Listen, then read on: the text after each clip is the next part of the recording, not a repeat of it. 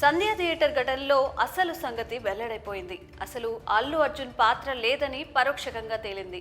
భద్రత కల్పనలో వైఫల్యానికి బన్నీని బాధ్యుడిని చేసే యత్నం చెల్లుబాటు కాలేదు. ఆయనకు తొలుత హైకోర్టులో, ఆ తర్వాత నాంపల్లి కోర్టులో బెయిల్ మంజూరు కావడం దానికి సాక్ష్యం.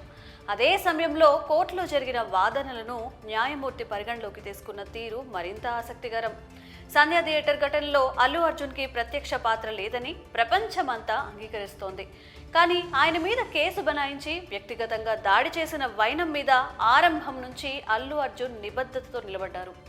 బాధిత కుటుంబానికి భరోసా కలిగిస్తూనే చట్ట పరిధిలో పోరాడేందుకు సిద్ధమయ్యారు. అయినా కొందరు ఆయన మీద అపవాదులు మోపేందుకు యత్నించారు. కానీ తీరా ఇప్పుడు అందరూ అల్లు అర్జున్ వాదనను అంగీకరిస్తున్నారు. ఆయన మీద నిందలు వేయడం తగదంటూ గొంతు విప్పుతున్నారు. అదే సమయంలో నాంపల్లి కోర్టు కూడా అల్లు అర్జున్ న్యాయవాదుల వాదనను అంగీకరించింది.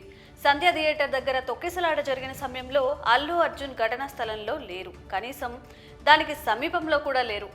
ఫస్ట్ ఫ్లోర్లో సినిమా చూస్తున్నట్లుగా ఆధారాలు సమర్పించారు. అలాంటి సమయంలో ఆయన పరోక్షంలో జరిగిన ఘటనను ఆయనకు ఆపాదించడం మీద అభ్యంతరాలు వ్యక్తం చేశారు.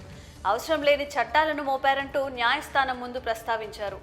వాటిని కోర్టు పరిగణలోకి తీసుకుంది. అల్లు అర్జున్ పాత్ర మీద ఆసక్తికర వాదనలను గమనించింది. అల్లు అర్జున్ మీద పెట్టిన కేసులలో సెక్షన్లు వర్తించవన్న విషయాన్ని గుర్తించింది. సంబంధం లేని కేసులో ఇరికించినట్టుగా భావించి చివరకు బెయిల్ మంజూరు చేసింది.